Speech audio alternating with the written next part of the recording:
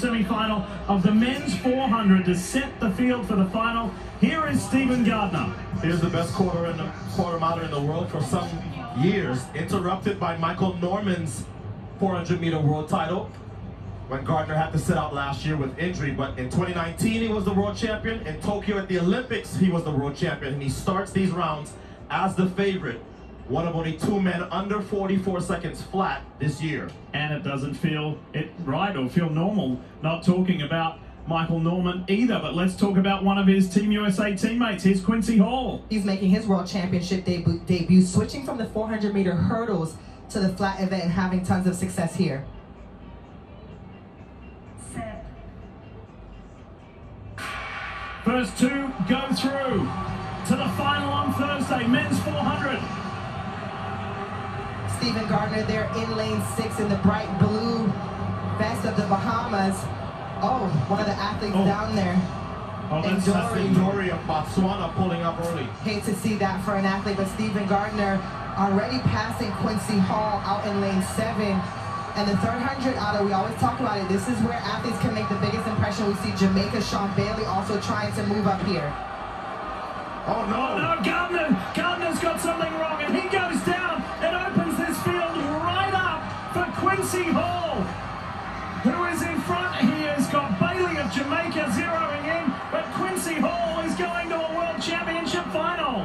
And Quincy Hall is just outside his personal best in his World Championship debut, but the Olympic and 2019 World Champion did not survive the semifinal.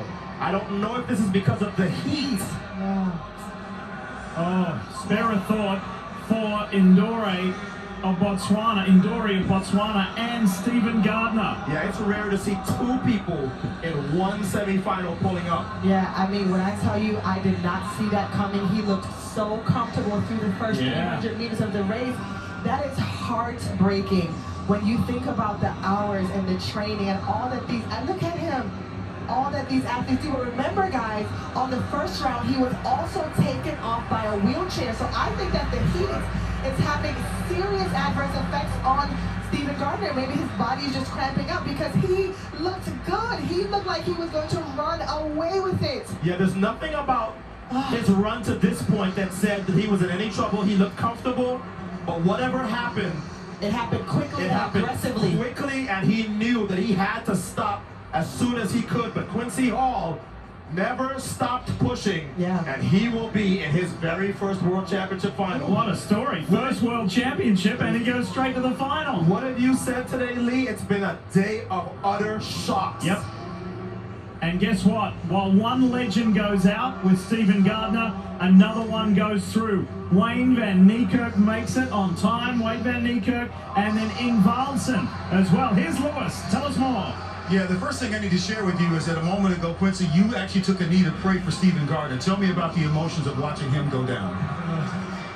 It's a big upset to me because I didn't want to win the heat that way. Plus, I look up to Stevie. Stevie's a great 400-meter runner. So, like I said, I say a prayer for him and my guys from Botswana in lane 8. I just didn't want nobody to get hurt. I just want everybody to separate. And it's hard to see for all of us, but now you are on to the final, just new to the 400 this year.